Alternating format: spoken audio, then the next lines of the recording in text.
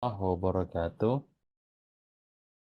Ketemu kembali dengan saya Muharman Lubis dalam pembahasan lanjutan kita terkait dengan tata kelola teknologi informasi dan juga data. Kita akan ngebahas modul kedua ya, modul berikutnya yaitu IT Key Decision, jadi keputusan-keputusan penting dalam teknologi informasi.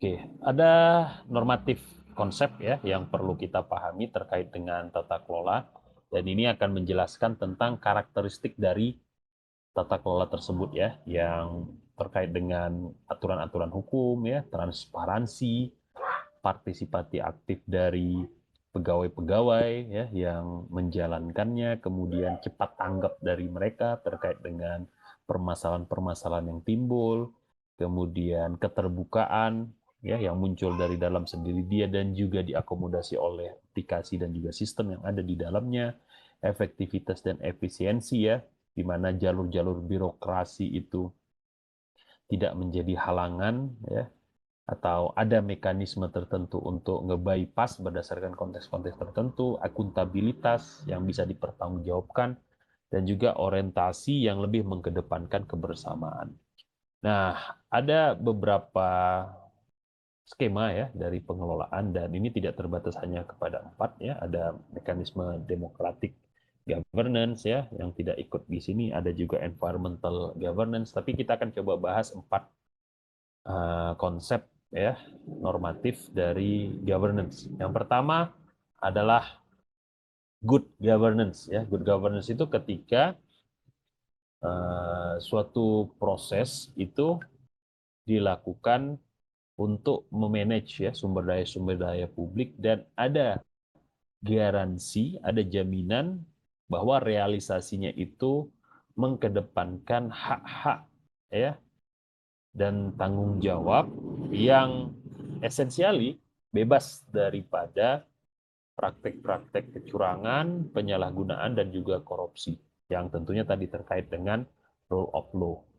Sementara ada juga effective governance yang dia ini lebih mengedepankan kepada kualitas, di mana ya level ataupun tingkatan daripada independensi ataupun kemandirian ya itu bebas dari tekanan politik ya, tekanan kekuasaan ya, sehingga terwujud hal-hal yang sifatnya kredibilitas ya. Nah, jadi dalam kebijakannya, dalam prosedurnya, kredibilitas itu terbangun. Kemudian ada juga fair governance, di mana ini lebih mengedepankan kepada ekualitas ya, ataupun kesamaan hak dan kewajiban yang itu diwujudkan dalam peran-peran ya dan juga tanggung jawab, sehingga kesempatan ya bagi semua pihak untuk mengeluarkan pendapat ya, untuk menjalankan kewenangannya itu tidak terbatasi oleh hal-hal yang bisa saja menjurus kepada perlambatan proses ya, sehingga stabilitas dan juga ya sustainabilitas ataupun keberlangsungannya itu bisa menjadi tolak ukur dari penerapan pengelolaan ini. Dan yang terakhir adalah clean governance, di mana di sini lebih mengedepankan kepada solusi ya, yang ditawarkan untuk problem-problem yang ada dengan merekognisi ataupun dengan mempertimbangkan akar masalah dan juga implikasi. Nah, jadi secara garis besar pengelolaan ini tentu akan mengikut prinsip-prinsip yang telah kita sebutkan tadi, tapi mereka ya di satu sisi lebih mengkedepankan atau memberatkan satu konsep ya atau satu skema ya menjadi satu skema tertentu ya dibandingkan konsep-konsep yang lainnya. Seperti tadi governance ini lebih mengkedepankan terkait dengan proses jaminannya ya. Yang jaminan itu adalah compliance untuk rule of law. Jadi good governance adalah ketika dia comply untuk aturan-aturan ya atau terhadap aturan-aturan yang telah diberlakukan. Sementara kalau effective governance dia lebih mengkedepankan kepada ya, apa namanya kualitas ya, kualitas sehingga efektivitas dan juga efisiensi bisa didapatkan ya atau diusahakan.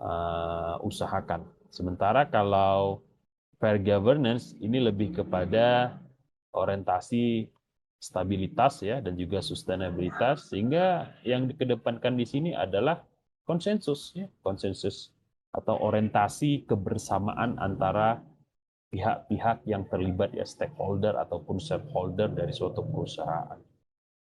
Dan yang terakhir terkait dengan clean governance ini lebih mengedepankan terkait dengan akuntabilitas ya dalam penyelesaian masalah ya di mana diberikan hak otonomi kepada masing-masing pihak yang diotorisasi.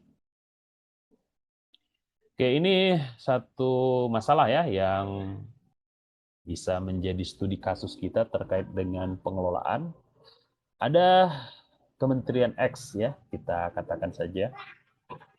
Kemudian kondisi existingnya bahwa arsitektur TI-nya terdapat lebih dari 500 aplikasi. Ya. Tidak ada yang tahu pasti berapa sih jumlah aplikasinya. Kemudian terdapat juga 5 data center ya yang dikelola secara terpisah. Ada person in charge-nya dan juga ada mekanisme yang juga terpisah. Karena bangunannya juga terpisah. Kemudian dari sisi pengelolaan, maka terdapat eselon 2 ya, yang bertanggung jawab ya di kementerian tersebut atau pusdatinnya. Kemudian juga terdapat 8 eselon 1 yang juga ternyata memiliki tim IT masing-masing ya.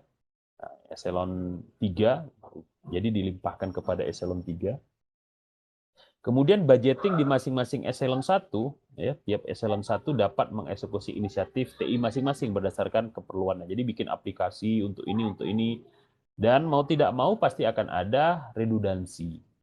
Dan dalam banyak proses, ya bisa saja proses tersebut juga mengalami redundansi. Dan akhirnya bisa saja data-data yang dihasilkan atau didapat juga data-data yang duplikasi. Bahkan dalam banyak kasus data-data yang tidak update ya. Itu salah satu implikasi ya ketika tiap-tiap eselon itu berusaha untuk mengatasi masalah mereka dengan secara berkesendirian, tidak koordinatif untuk membuat aplikasi. Dan ini sesungguhnya bukan hanya kasus kementerian ya, tapi juga hampir beberapa organisasi atau perusahaan mengalami hal yang serupa ya, di mana otonomi diberikan kepada masing-masing unit. Nah, setiap tim TI itu memiliki pola sendiri ya. Nah, akibatnya apa?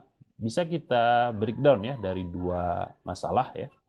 Yang pertama adalah masalah internal atau perspektif internal, di mana terjadi ketidakseimbangan ya, kompleksitas sistem informasi dan organisasi. Kemudian juga kinerja yang rendah dari sistem informasi, resiko keamanan yang tinggi ya, jenis informasi yang sama tapi datanya berbeda ya. Dan kecenderungan tadi ya duplikasi itu juga menjadi lebih besar.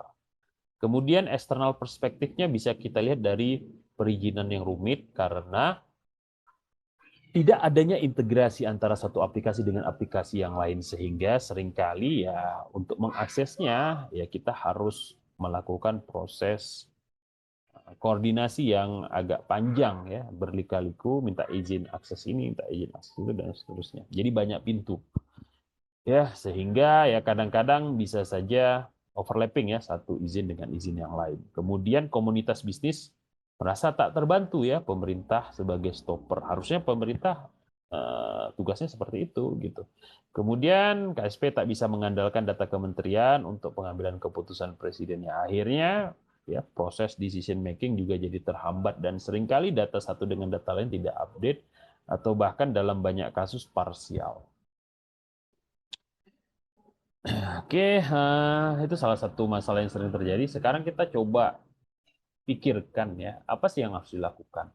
Dan ini adalah long way to go ya, jangka panjang, di mana kita harus mengkedepankan kultur terkait dengan pengelolaan, ya. Nah, kultur itu adalah evolusi dari struktur. Jadi ketika suatu struktur itu tidak baik, ya, tidak tertata dengan rapi, di mana masing-masing pihak tidak sadar atau tidak paham akan tugas dan tanggung jawabnya, serta keinginan untuk saling melengkapi, maka kultur itu akan sulit dibangun. Ya. Jadi dimulai dari bagaimana kita menstrukturisasi organisasi kita. Jadi ada penasehat, ada tim pelaksana, ya, ada tim pemantau, ada pihak-pihak yang bekerja secara implementatif dalam mengeksekusi aturan, ya. Juga ada representasi-representasi dari kebijakan-kebijakan tersebut.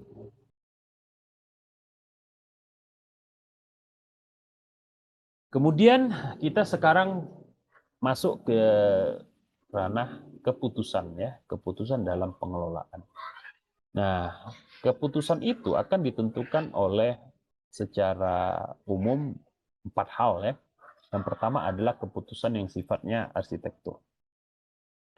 Kemudian ada juga keputusan yang sifat infrastruktur, investasi prioritas, dan juga kebutuhan dari bisnis. Kalau arsitektur ini terkait dengan bagaimana kita mewujudkan atau mencapai suatu bisnis yang diinginkan, yang memiliki standarisasi dan juga terintegrasi. Sementara kalau dari sisi infrastruktur itu lebih mengedepankan kepada kapabilitas, dan investasi prioritisasi itu terkait dengan justifikasinya, ya. Dan yang terakhir adalah business need. Ini terkait dengan apa yang mau kita purchase, apa yang mau kita adakan atau mau kita beli. Dalam pengambilan keputusan, maka mau tidak mau ada model-model, ya, yang akan muncul dalam proses pengelolaan tersebut. Yang pertama adalah monarki, ya, di mana keputusan itu terpusat kepada eksekutif, ya, dengan input yang luas. Kemudian ada juga sifatnya federal, di mana keputusan itu dibagi antara eksekutif dan juga unit-unit bisnis untuk mencapai suatu keseimbangan. Sementara feodal, keputusan itu dioptimalisasikan secara regional dan fungsional ataupun dari interest bisnis unit. Kemudian anarki itu keputusan dibuat untuk mencapai, ya, interest yang sifatnya personal pastinya, ya, ataupun small group. Dan bisa kita lihat juga, ya, di grafik ini, ya, ada organization orientation, ya, ada juga governance fokus, ya. Dan fokus governance ini bisa terkait dengan outcome ataupun behavior. Ketika governance atau pengelolaan, ya, dan memang government atau pemerintah juga asalnya kan dari kata pengelolaan, ya, govern, ya, untuk memperisai atau untuk melindungi diri dia, ya, go and govern. Nah, behavior itu akan terikat juga oleh orientasi, ya. Ketika behavior itu lebih mengkedepankan shareholder, ya, atau cost, maka sifatnya adalah konformis, ya, di mana memaksimalkan kontrol prosedur untuk menjaga biaya tetap lebih rendah. Sementara yang outcome itu lebih mengedepankan kepada fleksibilitas untuk mencapai efisiensi, dan ketika kita beralih ke stakeholder atau satisfaction, maka yang terjadi adalah versatile artis, di mana mekanisme-mekanisme baru ditonjolkan atau dikedepankan sehingga keseimbangan dicapai, ataupun agile pragmatis, di mana kita menggunakan standarisasi metode untuk menghasilkan, ya, demand yang sifatnya evolving. Oke, ini bisa kita lihat, ya, bagaimana kita membuat, ya, koneksi kepada bisnis, di mana outcome dari bisnis itu diturunkan dalam matriks performansi, ya, yang merupakan feedback dari strategi yang kita hasilkan, dan ini berada pada ranah eksekutif. Yang eksekutif juga tadi terkait dengan stakeholder, ya, resultnya. Kemudian bisnis proses matrix diwujudkan ya, prosesnya bagaimana, tugas-tugasnya bagaimana, data yang dipakai apa, dan ini arahnya memang ke efisiensi dan effectiveness, dan ini dimiliki oleh process owner. Baru yang terakhir adalah data matrix yang merupakan turunan dari bisnis proses matrix, yaitu harus ada stewardnya ya, harus ada pihak-pihak yang meneruskan hal tersebut kepada customer ya, layaknya atau analogi layaknya seperti pramugari-pramugawan yang ada di pesawat ya, yang mereka mengantarkan makanan-makanan kepada customer dan juga mereka mencatat atau mendengarkan permintaan ataupun keluhan dari penumpang ya terkait dengan layanan yang mereka berikan. Dan ini mau tidak mau akan menentukan kualitas dari perusahaan tersebut. Kemudian ada juga archetype ya dari IT governance. Nah, ini terkait dengan style tadi sudah dijelaskan. Siapa yang membuat decision? Ya. Jadi ada monarki di mana ini cenderung adalah C-level eksekutif, ya, termasuk CIO, Chief Information Officer. Kemudian ada monarki di mana kumpulan dari IT eksekutif, feudal business leaders, federal itu C-level eksekutif juga, tapi at least ya one other business group juga terlibat.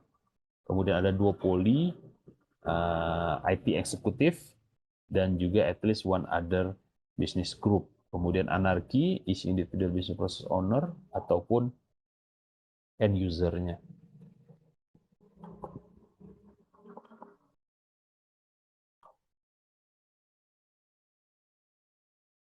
Kemudian kalau kita coba padankan ya tadi ya, input ataupun keputusan untuk teknologi informasi ini dipegang ya.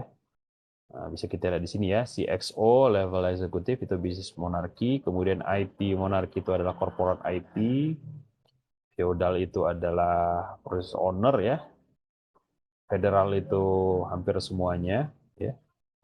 Kemudian duopoly juga sama, dan anarki ini bukan CXO, corporate IT atau business unit IT, dan juga bukan process owner.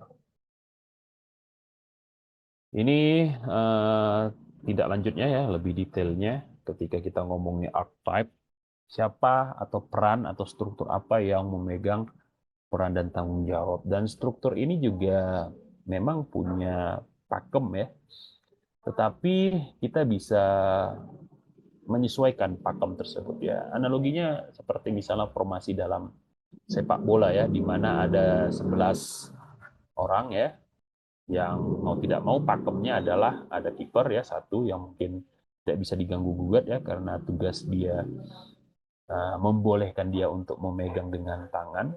Kemudian ada pemain belakang, pemain tengah, dan pemain depan. Itu pakemnya. Ya, makanya muncul konsep 4-4-2.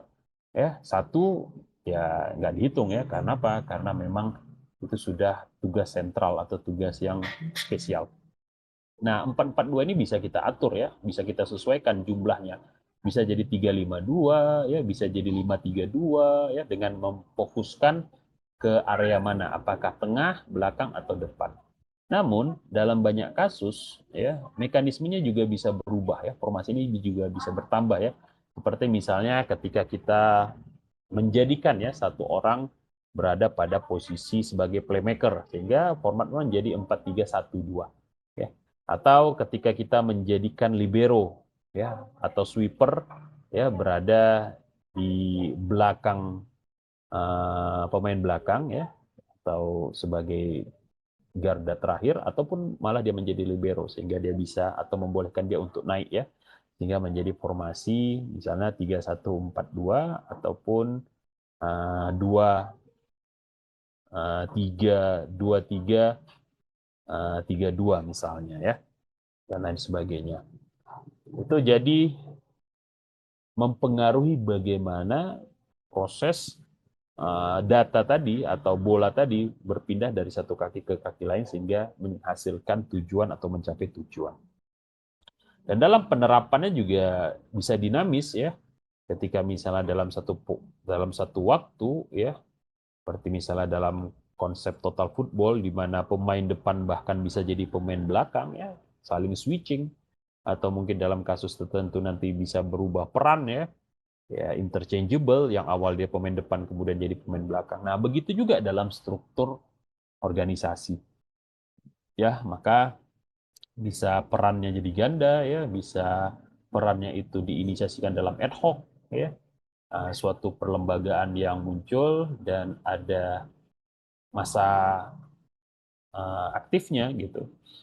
Ataupun ketika misalnya dibentuk komite ya yang merupakan gabungan ya, ataupun extension daripada tugas-tugas yang ada.